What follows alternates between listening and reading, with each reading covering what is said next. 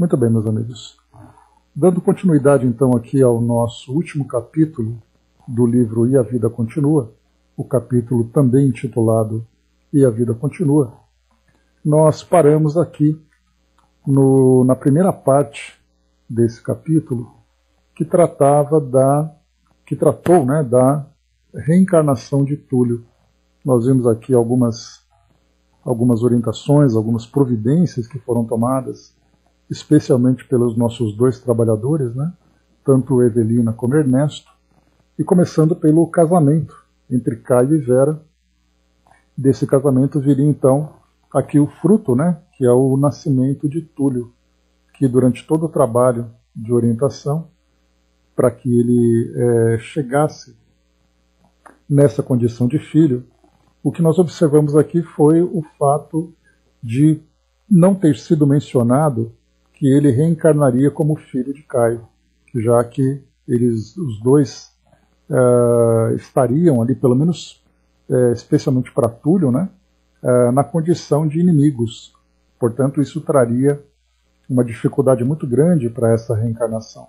Então, houve uma aproximação entre Túlio e Vera ali envolvendo com muito amor, com muito carinho, esse filho, e ele da mesma forma se deixando também envolver, porém sem ter consciência de que o pai seria exatamente ali o Caio, né? Bom dia, Fabi. Vimos também aqui, então, nesse processo todo, duas dúvidas, né, que surgiram aqui a partir de Ernesto, né? A primeira era se seria possível fazer ali uma revista sobre o seu próprio passado, né? Tanto que ele coloca para nós aqui, né? Perguntou ao nosso instrutor Ribas se seria cabível conhecer o passado, reavendo a memória de outras existências, né? E o mentor então informou que isso seria desaconselhável, porque eles estavam, tanto Ernesto como Evelina, estavam abraçando uma outra causa, que era ali envolvendo Desidério, Elisa, Amâncio, Brígida, Caio, Vera, Túlio, né? Então tudo isso, além de outras pessoas que se aproximariam desse núcleo, desse grupo, e ter essa preocupação com o passado deles, né, com essas revelações, traria ali um problema, né, uma dificuldade para manter o foco nesse objetivo. Né? E aí a gente dá a entender, claro, né, que isso poderia no futuro, oportunamente, né, mas naquele momento em que as coisas estavam acontecendo e aquelas providências sendo tomadas, o melhor seria que os dois então ficassem concentrados nesse objetivo. Um outro ponto depois aqui que foi trazido também aqui por Ernesto, né, junto ao irmão Ribas, se seria possível numa próxima existência que ele e Evelina reencarnassem e se casassem, tivessem uma vida comum. E aí foi colocado, né, que seria possível, né, que nada contra, principalmente não apenas ali pelo fato de eles fazerem uma programação para uma existência seguinte, mas o fato de que ela, Evelina, tinha sido esposa de Caio, portanto aquela ideia de continuar casado mesmo depois da morte física, né, e ele também casado com Elisa, se isso traria algum impedimento. Então foi colocado que agora cada um ali teria liberdade para seguir o seu próprio destino, já que tanto Caio como Elisa estavam já com caminhos diferentes programados, né? Os dois ali, cada um se casando, né? O Caio já casado com Vera e Elisa tendo na programação Desidério, que seria esse reencontro. Né, Bela Luna, bom dia. Depois aqui então, se não houve nenhum impedimento, que isso seria depois planejado oportunamente. O trabalho foi sendo realizado e aí então aqui foi tratado sobre a reencarnação propriamente de Túlio. E aí, como nós vimos, né, o cuidado inicialmente aqui foi trazido então como instrução, o cuidado que Túlio precisava receber durante esse processo de reencarnação, porque, como eu comentei com vocês, né, trazendo ali uma expressão para ilustrar essa situação, assim como existe uma gravidez de risco no sentido biológico, existe também uma gravidez de risco, nesse caso uma reencarnação de risco, no sentido espiritual.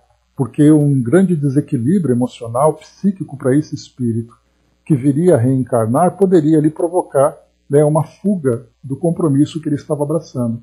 E isso Kardec trouxe para nós no próprio Livro dos Espíritos, falando que um próprio espírito poderia refugar, né, desse compromisso, dependendo, né, dos seus sentimentos, por exemplo, né, de medo, de revolta, de qualquer outro tipo de desequilíbrio que ele sofreria, isso poderia provocar. Então eles trouxeram para nós aqui, foi trazido aqui pelo irmão Ribas, 3 situações interessantes. Então ele colocou rapidamente aqui para a gente rever, né? Entidades acomodadas ao mundo carnal ajustavam-se ao processo reencarnatório com a simplicidade da mão que se adapta a uma luva. Então, quer dizer, o espírito já ligado, né, com as ideias do mundo físico, sem nenhum problema. Noutras situações, espíritos mais elevados não só reencarnariam com facilidade, como proporcionariam à mãe uma tranquilidade muito grande e, por sua vez, também afastariam os espíritos infelizes que poderiam interferir. Então, tanto aqueles espíritos acomodados e acostumados, como os espíritos elevados, a gravidez poderia transcorrer de uma forma natural. Mas no caso de Túlio, pelo fato de reencarnar naquela condição de desequilíbrio que ele ficou durante tanto tempo, e também da possibilidade de reencarnar num grupo familiar, onde o pai seria o seu inimigo do passado, isso poderia provocar uma grande turbulência nesse processo, levando então, por exemplo, a um aborto espontâneo. Que não era o caso de um aborto provocado, né, porque Vera queria realmente muito esse filho, mas o filho poderia se negar a reencarnar, dependendo ali do seu desequilíbrio, né? Então, de qualquer forma, foi colocado que ele nem pisava no início do monte de elevação, sendo um espírito ligado ao mundo físico, acomodado ao mundo físico, como também não era possível atingir os degraus mais altos. Então ele colocou, era um homem de cultura e virtude medianas, com aguçada sensibilidade à mostra, em função de sua própria necessidade, de burilamento à vista de débitos contraídos em outras existências. E aí foi colocado aqui também interessante aqui no final para concluir essa ideia. Quaisquer choques no ambiente materno induziriam-no à irritabilidade e quaisquer dificuldades pequeninas impediriam-no a indisposições, impediam-no a indisposições lamentáveis. Né? Então poderia trazer dificuldade. Né? Depois aqui no final, falando também aqui sobre o sono terapêutico que ele vivenciava durante esse processo de gravidez, foi trazido para nós aqui uma instrução bem interessante que fala sobre a visão espiritual da gestação, da gravidez, né?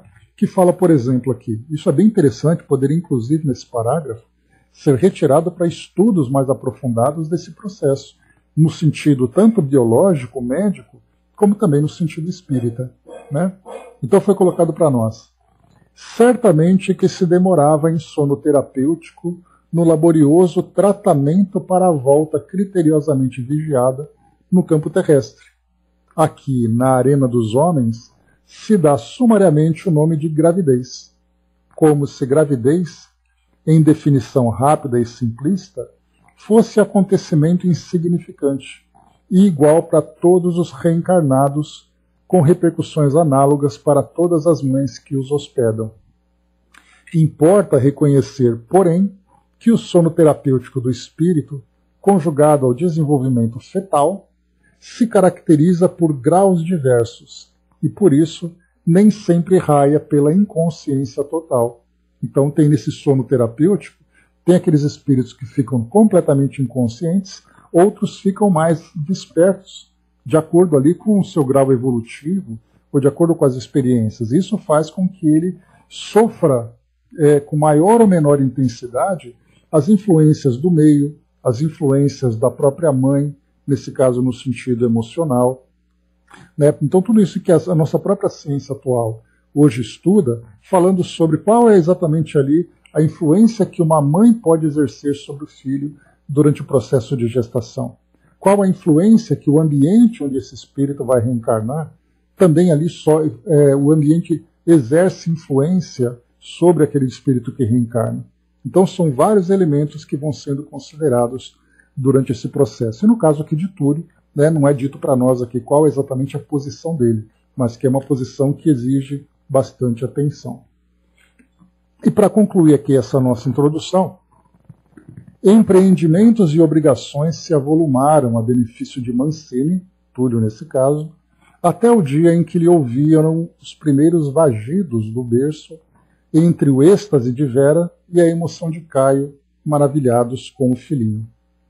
Túlio varara a grande barreira entre os dois mundos e daí em diante reclamaria cuidados de outro tipo.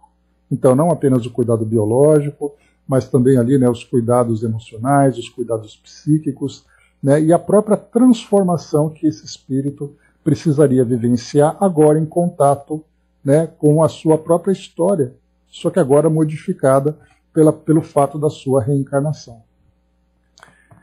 Reconfortados e felizes com a execução gradual do programa estabelecido, Fantini e a companheira, nesse caso aqui Evelina, se acharam de espírito voltado para a questão que se lhes impunha de imediato, o retorno de Desidério à experiência carnal. Então aqui, cumprida essa primeira etapa, né, essa primeira parte dos trabalhos que eles precisavam realizar, então Túlio foi bem conduzido, tudo organizado, Vera casada com Caio, então o trabalho foi feito.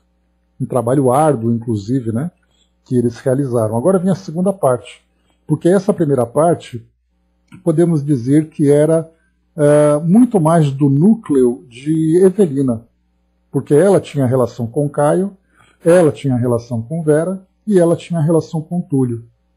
Agora vamos para Ernesto, porque ele, com Desidério, precisaria então ajudar na condução da reencarnação de Desidério junto com o Amâncio, que também foi seu inimigo do passado. Embora Evelina também estivesse vinculada, né, já que Amâncio e Brígida era ali a mãe e o pai adotivo dela. Né? Mas vamos lá. Era necessário instalá-lo no sul paulista, em casa de Amâncio, segundo o esquema do Instituto. Os dois amigos passaram as entrevistas preparatórias, proposições e debates. Desidério dos Santos pedia, exigia, queixava-se, e no fundo não se lhe podia dar de pronto a extensão total da verdade, quanto ao porvir próximo, para que não a desacatasse com dúvidas injustificáveis e desconsiderações prematuras. Cabia-lhe saber que era forçoso retomar o corpo terrestre, e prometia-se-lhe a ida de Elisa, algum tempo depois dele, a fim de que se reencontrassem no domicílio dos homens, mas no roteiro traçado se lhe proibia a antecipação de informes acerca do refúgio doméstico em que se lhe outorgaria a nova oportunidade. Então a gente vai lembrar que Desidério reencarnaria naquele meio, mas ele viria como um filho adotivo. Então, dois pontos importantes a serem considerados. Primeiro, que ele reencarnaria numa família que não seria a sua família definitiva, porque ele seria depois levado para a adoção. E o segundo ponto é que nessa nova família ele reencontraria com aqueles dois que eram desafetos do passado. E tudo isso deveria ficar oculto a princípio, exatamente para que não acontecesse a mesma coisa com Túlio, que fosse uma gestação que tivesse esse tipo de turbulência, né, dificultando que o processo se concluísse. Merecia a bênção da reencarnação. Contudo, não lhe era lícito complicar ou desprimorar as situações em que as autoridades do plano superior, sempre sábias e generosas, lhe assegurariam a concessão.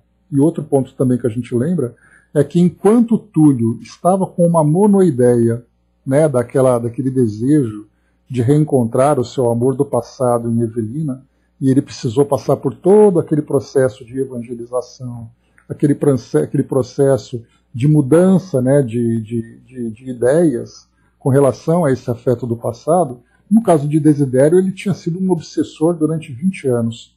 Portanto, ele se apresentava como um espírito muito mais endurecido, um espírito muito mais complicado. Por isso, então, toda essa negociação e esse cuidado para que ele reencarnasse de uma forma harmoniosa, que não dificultasse tão pouco o processo, como também a própria continuidade depois, estando reencarnado. Então ele era um espírito que exigia muito mais atenção nesse caso aqui. Competia-lhe, sobretudo, defrontar-se com Amâncio e Brígida, tanto quanto os dois, já amadurecidos nas lides humanas, deveriam arrostá-lo em casa para adquirirem a luz do amor recíproco em regime de esquecimento do passado, de maneira a consolidarem os méritos que já possuíam perante a lei. Então, no caso aqui de Brígida e Amâncio, embora Amâncio tivesse sido um criminoso no passado, já que ele foi o assassino de Desidério, colocando a culpa, inclusive, no próprio Ernesto, né, que a gente lembra, naquela caçada que eles estavam fazendo, Brígida, por sua vez, ficando ali como uma mãe que tinha a filha Evelina desamparada, ela acabou se casando com Amâncio, sendo vista por Desidério como uma traidora, porque era casada com ele e ela não apenas se casou com outra pessoa,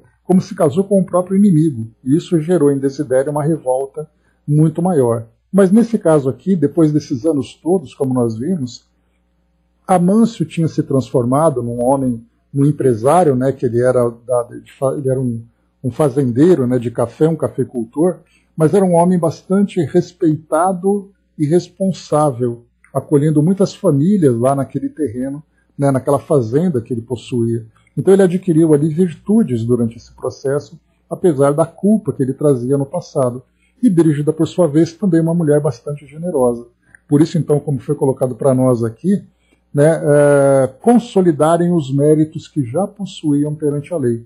Então faltava agora mais esse desafio para eles, que seria acolher esse espírito que acabou desencarnando em virtude daquele crime do passado e que agora precisaria passar por essa transformação a partir da aplicação desse amor de pai e mãe, né? O amor materno e o amor paterno. Desidério, no entanto, não era fácil de contentar.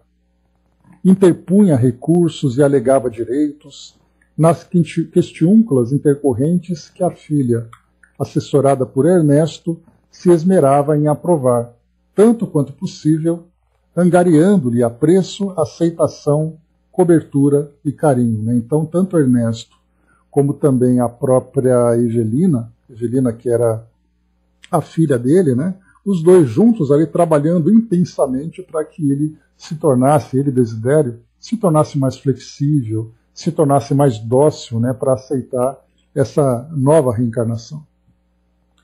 Quando o tempo marcou precisamente 1 ano sobre a desencarnação da viúva Fantini, nesse caso aqui Dona Elisa, e quando Túlio Mancini, de Novo Renascimento, orçava aproximadamente 2 meses de idade, Desidério deu por terminadas as exigências para o progresso pacífico ao mundo carnal, com exceção de uma só. Queria rever Elisa e conversar com ela inteiramente a sós, de modo a entretecer em projetos para o futuro. Então ele tinha acabado ali a sua lista de exigências, né, dentro daquilo que foi possível atender, e esse último contato com Elisa, então, foi ali o seu pedido final. Encaminhada a solicitação ao exame de Ribas, o instrutor aprovou o requerimento e, conduzido o peticionário às dependências onde Elisa, agora lúcida, se demorava convalescente e tranquila, puseram-se os dois em palestra íntima, plenamente isolados, num tete-a-tete que perdurou por 10 horas consecutivas. Nada transpirou do que ambos confidenciaram entre si, naquele primeiro e último encontro no mundo espiritual, antes da reencarnação. No entanto, algo ocorreu de inesquecível. Desidério voltou às instalações que lhe eram próprias, tocado de novo brilho no olhar. Desapareceram nele os ressentimentos e as interrogações. Mostrou-se, desde então, paciente e respeitador. Concomitantemente, a ex-senhora Fantini rogou o amparo de Evelina para internar-se em algum educandário a fim de estudar os problemas da alma e reeducar-se, quanto se lhe fosse possível, antes de retomar o envoltório terrestre. Então aqui é interessante a gente ver também o interesse dos espíritos em aproveitar esses momentos que antecedem essas reencarnações. E quando a gente fala nesses momentos, nós falamos ali de alguns poucos anos, né? No caso dela, que ela demoraria 3 anos para poder reencarnar depois que Desidério reencarnasse, né? Então, nesse tempo todo, ela se procurava estudar esses problemas da alma. Então, é bem interessante a gente perceber como é um espírito que se prepara para uma reencarnação e aqueles espíritos que reencarnam de uma forma compulsória, de uma forma meio que empurrado, né? Ali diante das questões que eles vão apresentando. Então, são reencarnações terapêuticas, digamos assim, e nós vimos algumas passagens de André Luiz em outras obras, né, de espíritos que se apresentavam bastante desequilibrados, em que naquele primeiro momento o melhor tratamento seria uma nova reencarnação.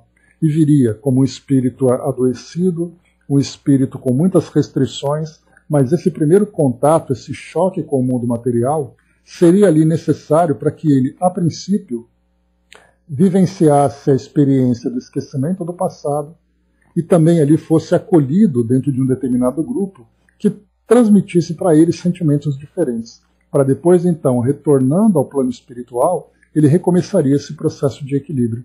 Então, aqui nesse caso, nós vemos Evelina se preparando muito bem, porque enquanto Desidério já reencarnava, trazendo ainda aqueles sentimentos que poderiam ali aflorar a qualquer momento, aqueles sentimentos de revolta, por isso, então, quanto mais rápido ele reencarnasse, melhor. Elisa, ao contrário, porque eles estavam em condições diferentes, né? Como nós vimos ali quando da desencarnação dela, ela teria tempo para se preparar. Não apenas tempo, mas também vontade de se preparar. Informada de que partiria para a existência vindoura daí a 3 anos, para reencontrar Desidério no mundo, sob a proteção dos benfeitores que ali os acolhiam, ansiava aprender, preparar-se e melhorar-se, ciente qual se achava de que todos os valores conquistados na espiritualidade maior se transformam em mais dilatados recursos de apoio e colaboração para aqueles que os evidenciem, seja onde seja. Então fala exatamente ali sobre as virtudes e valores que ela desenvolveria durante esse período, para que quando reencarnasse se transformasse realmente num espírito produtivo, porque já teria essa ideia de valores do espírito que poderiam ser colocados em prática aqui no mundo físico. E não vir para cá como um espírito para viver no mundo físico, mas um espírito para vivenciar experiências no mundo físico, cientes da sua condição de espírito imortal. Então ela fez esse pedido para que pudesse internar-se em algum educandário, né, que seria ali entre aspas, um colégio interno para o espírito, né, para se dedicar a essa tarefa, e Evelina anuiu satisfeita. Então, foi aceito ali o pedido dela. Nos 3 anos que lhe antecederiam o retorno ao lar terreno na condição de filha do casal Serpa, isso porque, lembrando que Elisa reencarnaria como irmã mais nova de Túlio, no casal, né, junto de Caio e Vera, né? Elisa estaria internada em colégio adequado às suas necessidades, sob a custódia e responsabilidade da filha de Desidério, Evelina nesse caso, cujos créditos e méritos aumentavam sempre, no instituto a que soubera dedicar-se e servir. Então Evelina, quando ela desencarnou, a gente lembra, ela era um espírito bastante dócil, né? Mas que trazia uma história dolorosa, né? Porque ela teve aquele aborto que ela sofreu, aquele aborto terapêutico que ela teve que praticar, né? Porque a saúde dela estava em risco.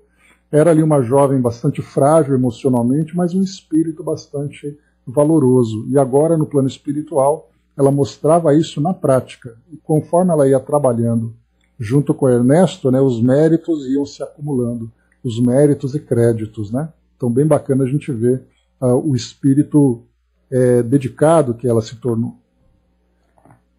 Quem poderá medir a força colocada por Deus nos prodígios do amor? Recolhido, Desidério aos gabinetes de restringimento para a reencarnação, concluíram as autoridades que não lhe seria proveitoso o conhecimento prévio do lar em que lhe caberia renascer, porquanto a condição de enjeitado haveria de compeli-lo a mergulho mais profundo no passado para a revisão de existências outras, em que fizera jus à prova em perspectiva e não seria útil imergi-lo em avançados processos de memorização. Ou seja, decidiram não informar Desidério que ele reencarnaria numa família paupérrima, que era esse caso que a gente estava vendo aqui, que depois ele seria dado para adoção, porque isso poderia estimulá-lo àquela questão: o que eu fiz para merecer reencarnar nesse tipo de família? E isso faria com que ele então quisesse entender o passado, e isso acabaria criando ali um obstáculo para esse projeto que já estava elaborado para a sua reencarnação.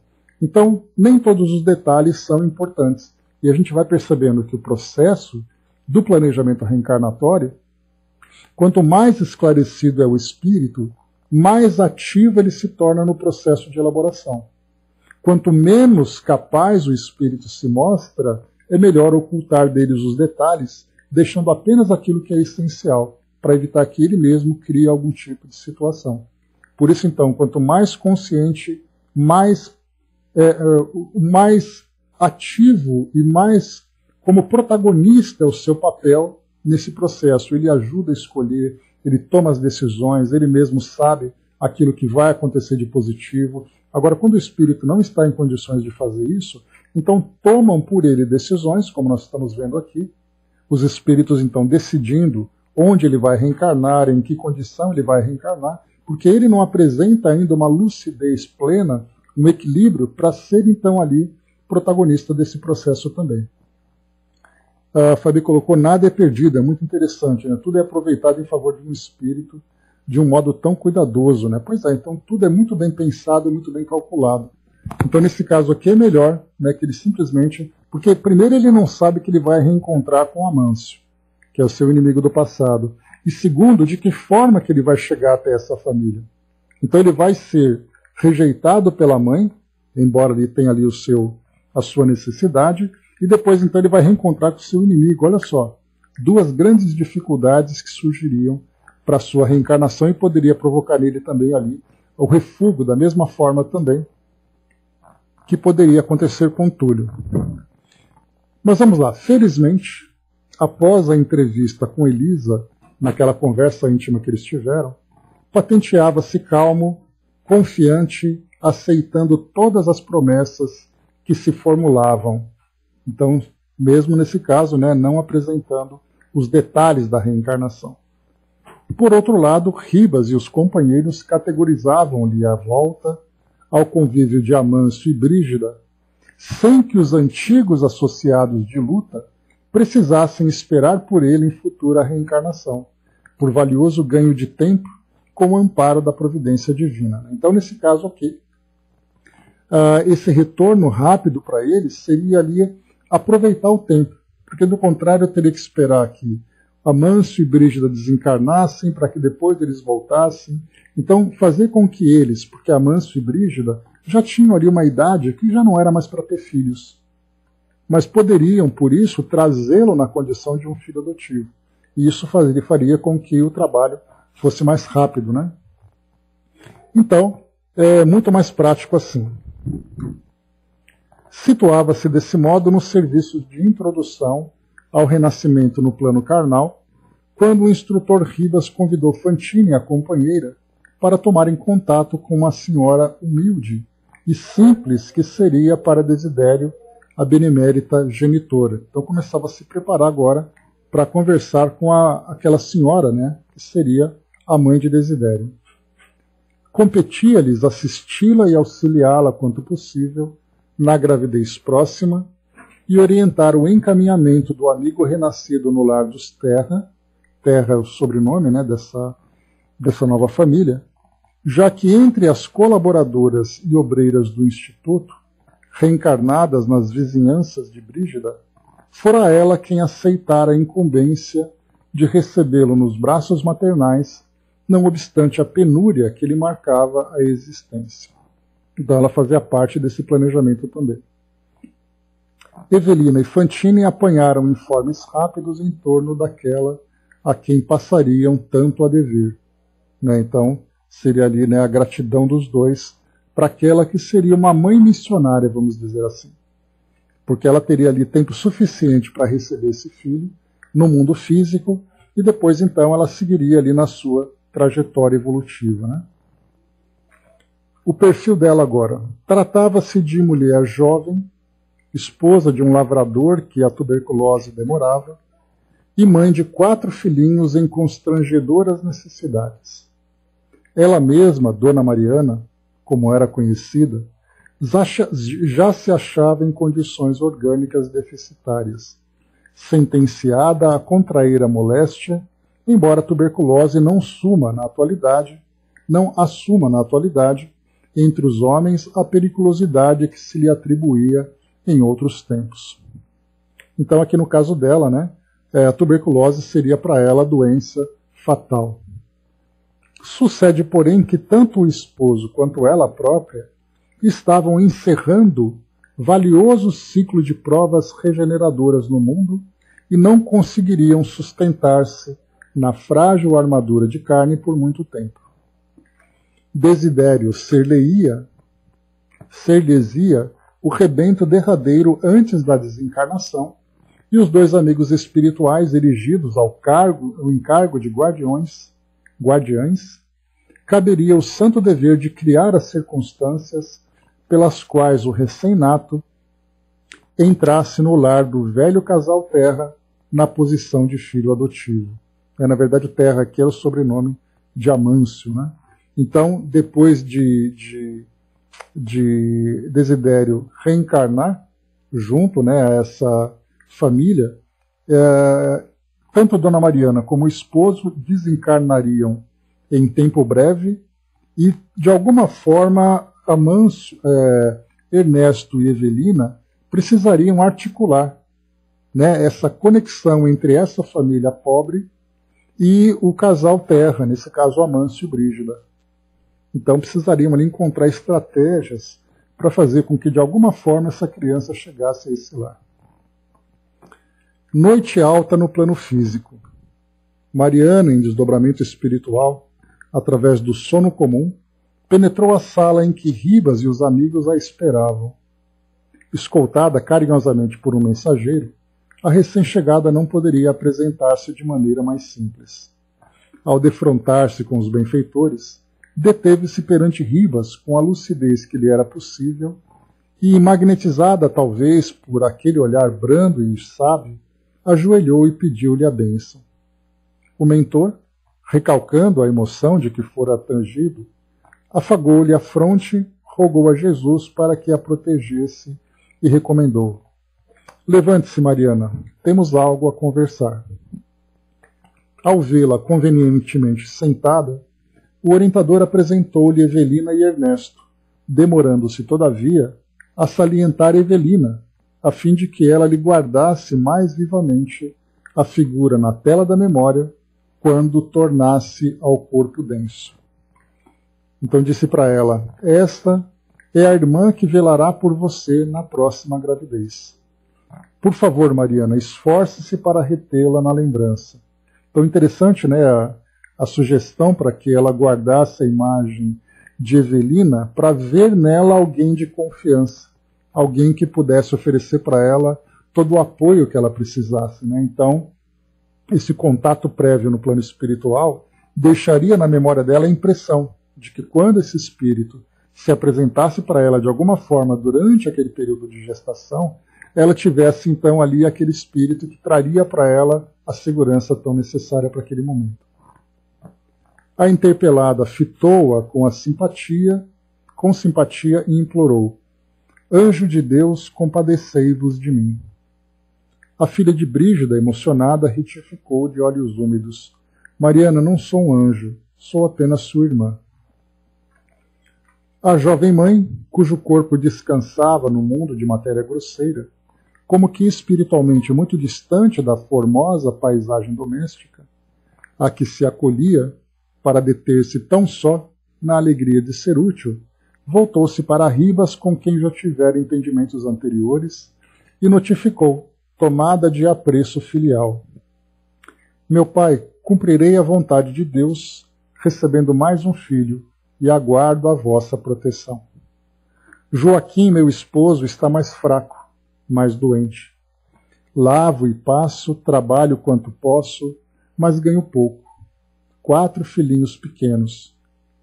Ignoro se já sabeis, mas nosso barraco não está resistindo às chuvas. Quando o vento atravessa as paredes rachadas, Joaquim piora, tosse muito. Não estou a queixar-me, meu pai, mas peço o vosso auxílio. Ó Mariana, respondeu o mentor sensibilizado, não tema, Deus não nos abandona. Seus filhinhos serão sustentados e muito em breve você e Joaquim estarão numa casa grande. Confio em Deus e em vós. Não sabia, devotada criatura, que o instrutor se reportava à próxima desencarnação do casal, quando, por merecimento genuíno, teriam os 2 cônjuges novo domicílio na vida maior. Mariana voltou agora, custodiada também por Eveline e Fantine, à rústica habitação que o vento castigava, e em retomando o corpo, o coração bateu-lhe descompassado ante o júbilo que se lhe represava no peito, e acordou o marido. Joaquim, Joaquim! E enquanto ele, entremunhado, articulava monossílabos, no sonho acabei de encontrar o velho que já vi outras vezes. Ele disse que vamos ter mais um filho. Que mais? Disse que nós 2 vamos ter uma casa grande. Ele riu-se e aditou, ignorando que abordava a realidade. Ah, minha mulher, casa grande? Só se for no outro mundo.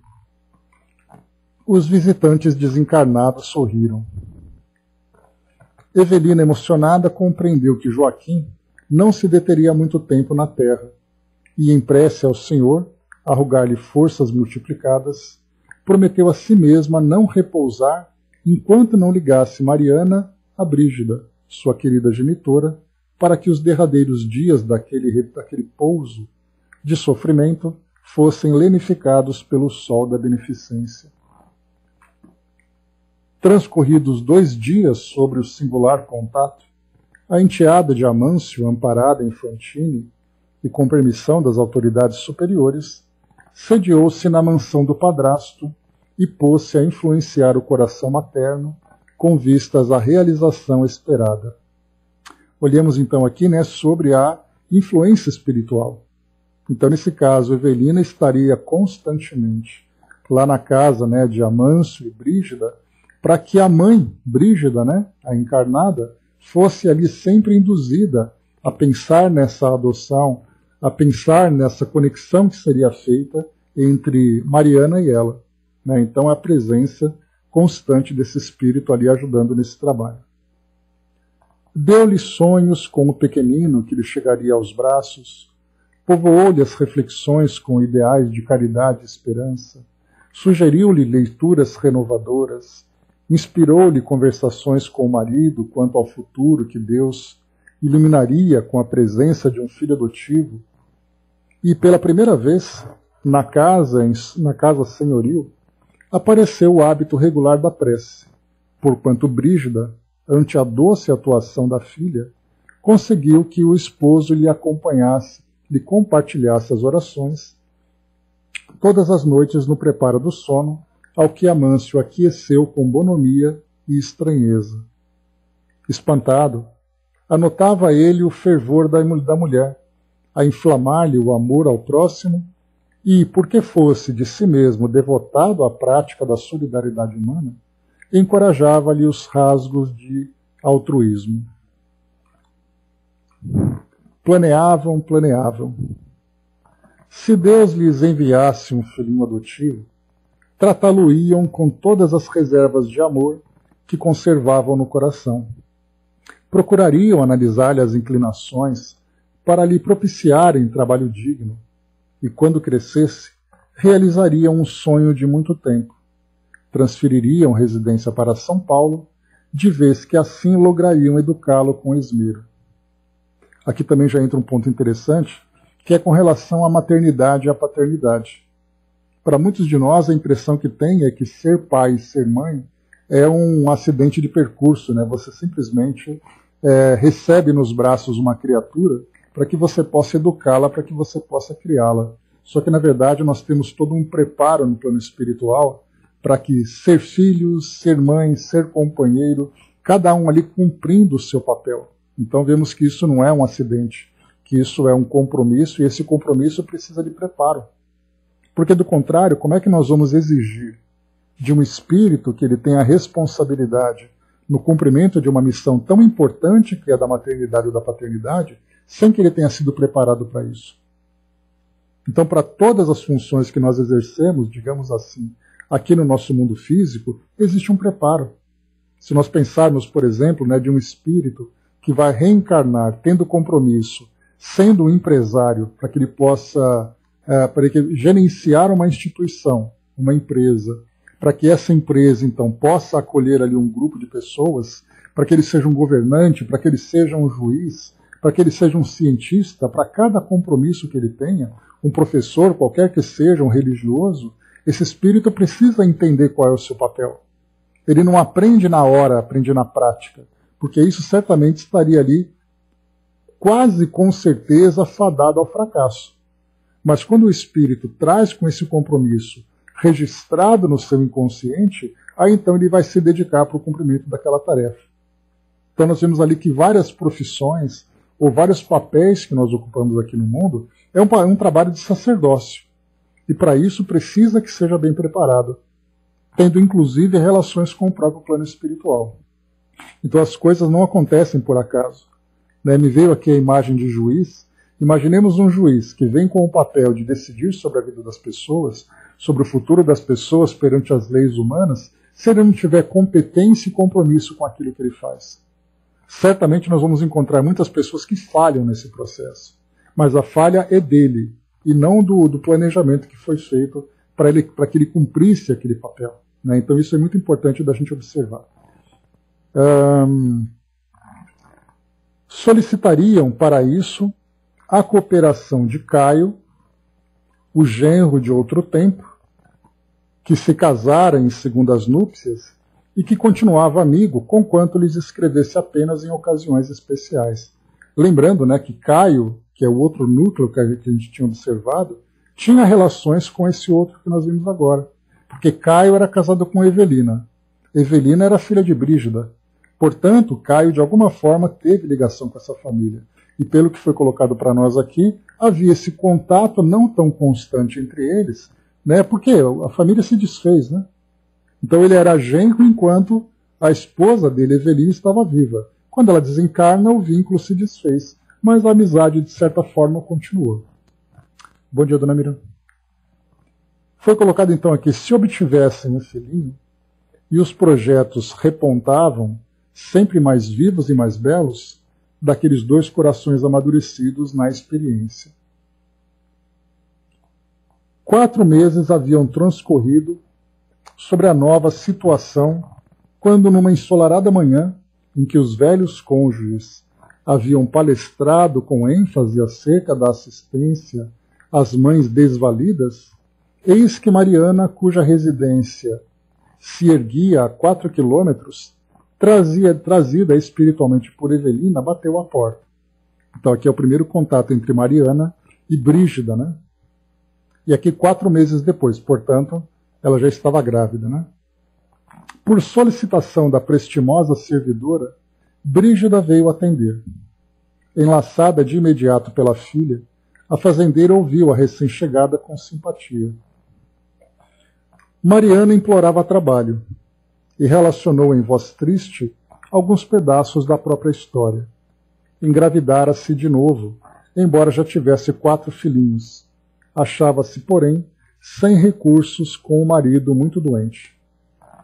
Sem explicar-se quanto ao motivo de tanta e tão súbita compaixão, a senhora Terra deu-lhe algum dinheiro e prometeu visitá-la em pessoa, naquele mesmo dia, logo que o esposo voltasse do serviço para o descanso caseiro. Evelina exultava de alegria e confiança. Isso porque, né, a conexão entre elas foi feita e o laço de simpatia surgiu de imediato. Então tudo ali já seguia para aquilo que foi planejado. Amâncio não regateou atenções ao pedido da companheira e ao crepúsculo ei-los junto na habitação paupérrima. Então foram visitar a casa de Mariana, né? Condoídos ambos, providenciaram a remoção da família em penúria para estreito, mais confortável domicílio, na gleba que cultivavam. Qual se houvesse encontrado, por fim, todo o socorro a que mais aspirava, antes que o quinto filhinho viesse à luz, Joaquim demandou a espiritualidade, louvando os benfeitores.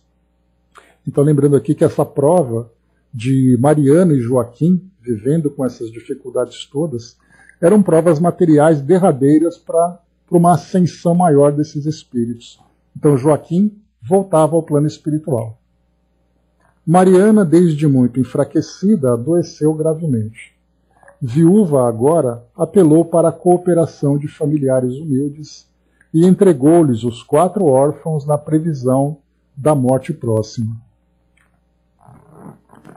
Brígida, atônita, ante a crise que se agravava, a identificar-se cada vez mais ligada à pobre irmã em penúria, transferiu-a para a própria casa, onde Desidério, reencarnado, abriu por fim os olhos de novo para a existência terrestre.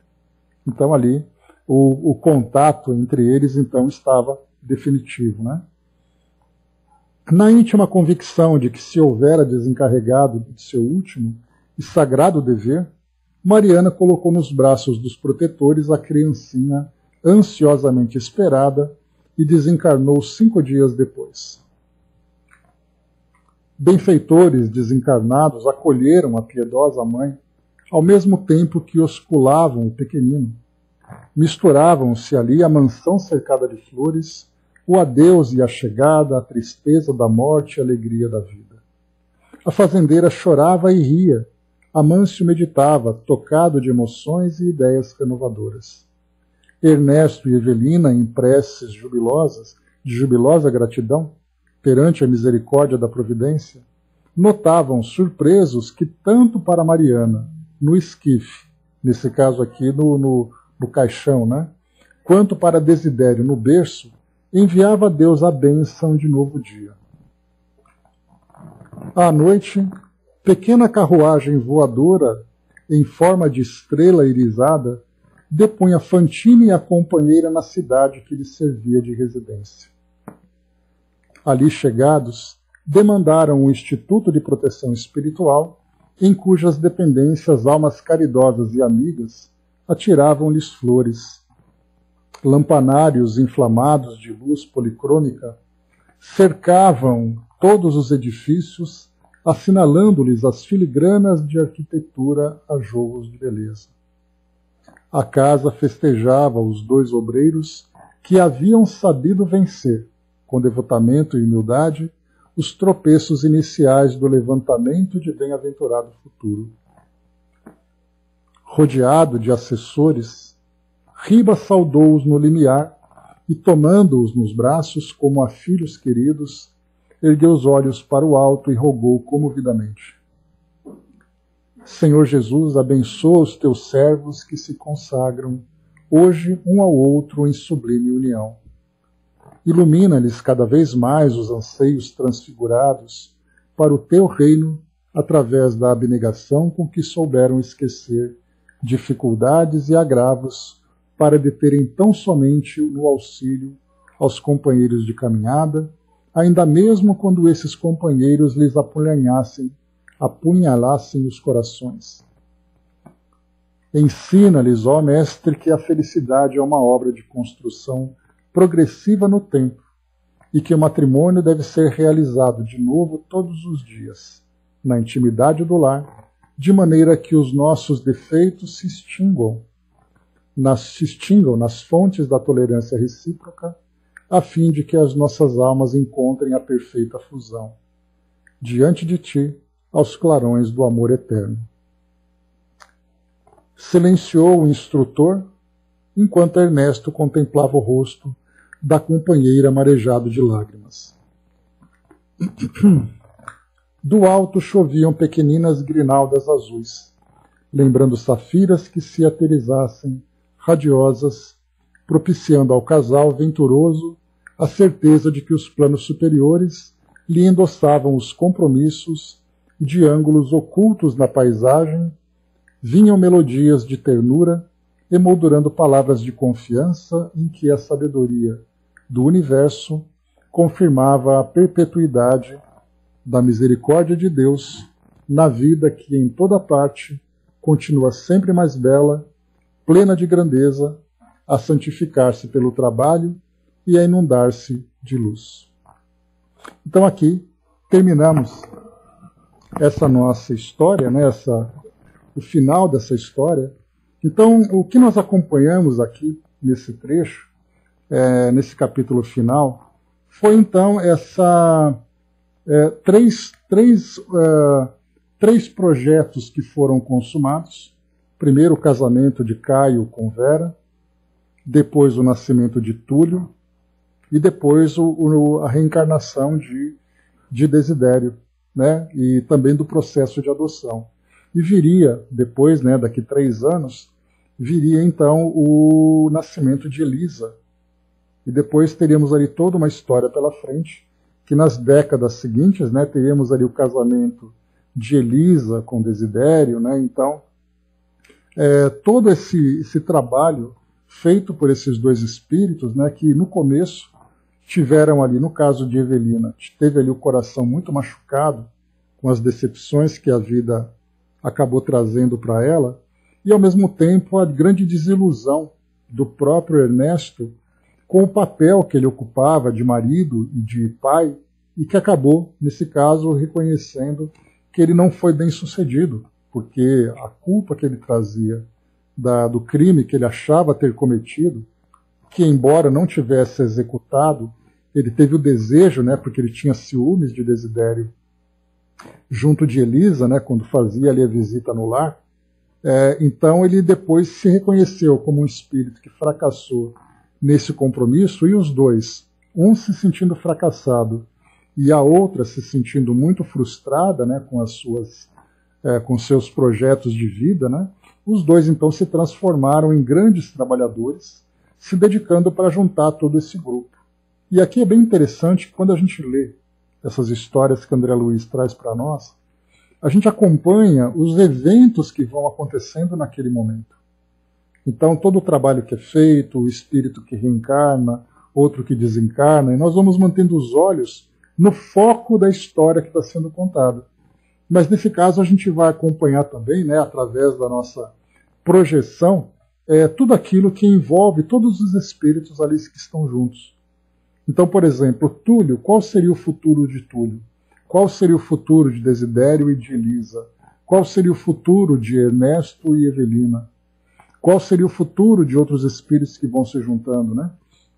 Isso porque, a partir desse momento, né, seria assim, e a vida continua, ela vai continuando a partir das escolhas que cada espírito vai fazendo, a partir dos seus valores, né?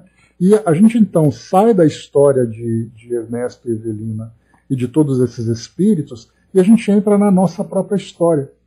Porque para nós também, nós tivemos, né, todo esse planejamento, nós nos aproximamos de afetos e desafetos, nós estamos hoje reencontrando amigos e inimigos do passado, mas também trazemos, né, o nosso preparo, trazemos ali os valores que nós estamos, então, que nós angariamos durante tanto tempo, e que eles estão agora desenvolvendo, e da mesma forma também travando as nossas lutas íntimas, né, para conter as inclinações negativas que nós trouxemos do passado.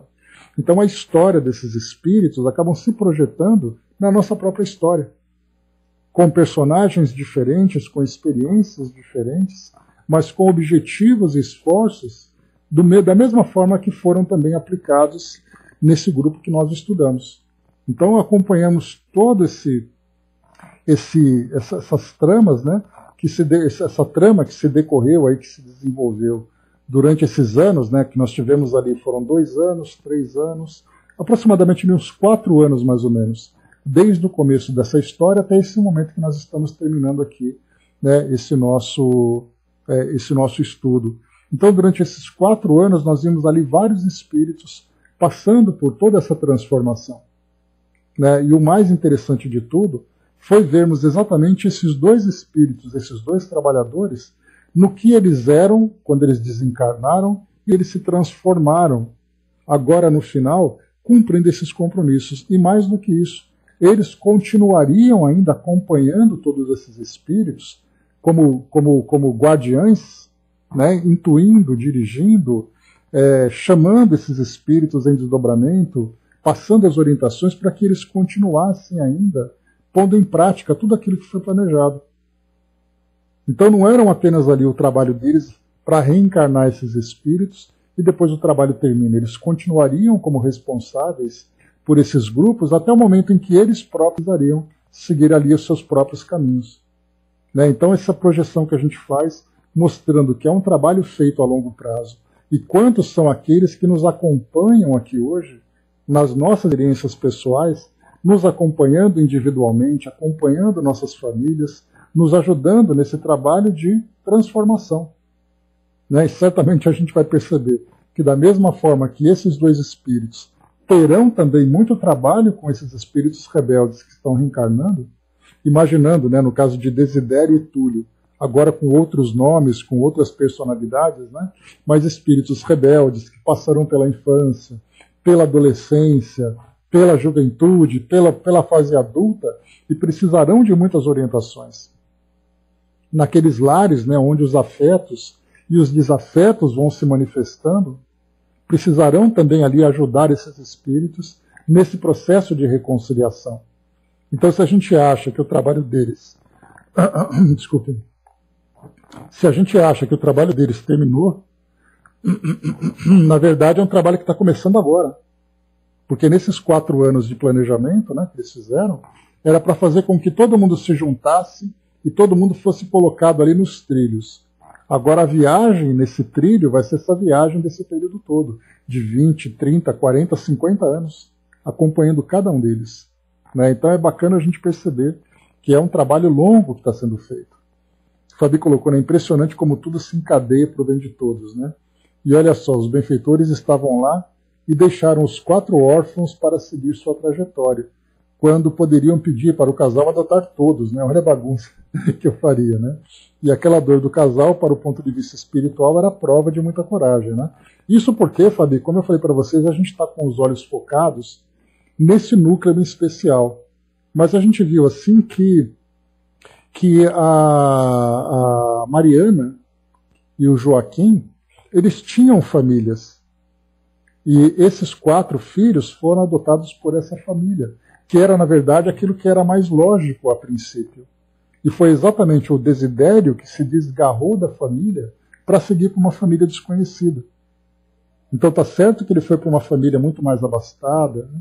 Mas era uma família de estranhos, enquanto que os outros estavam acolhidos por essa outra família. E eles continuariam também as suas provas muitas vezes de dor, de provações materiais, né, de privações materiais. Então essa família, esses 4 jovens órfãos, continuariam com essa outra família na sua luta do dia a dia. Luta que a gente não conhece. Enquanto que o Desidério volta para a família, para o núcleo, né, ao qual ele pertencia. E Mariana foi realmente ali apenas uma missionária. Agora, aqueles 4 espíritos estavam vinculados a esse outro grupo. Continuariam ali com tios, né, com avós, para darem ali continuidade no projeto reencarnatório deles. Então era um emaranhado mesmo. Por isso que quando a gente fala sobre planejamento reencarnatório, né, a gente pega o dossiê desses espíritos e vai ali então decifrando conexão, histórias, presente, passado, futuro, necessidades e tudo mais.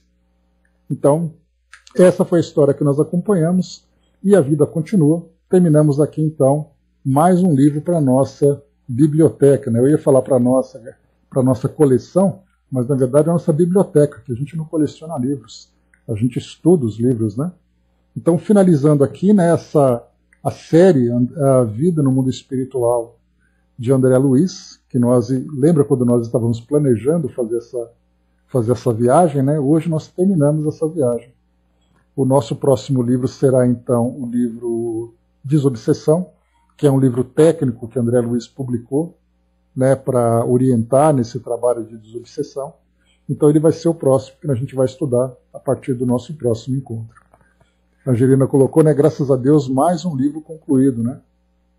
Então, tá certo, né, Angelina? 0,01, já melhoramos um pouquinho, né? Podia ser 0,00, né? Mas esse 0,1 faz grande diferença.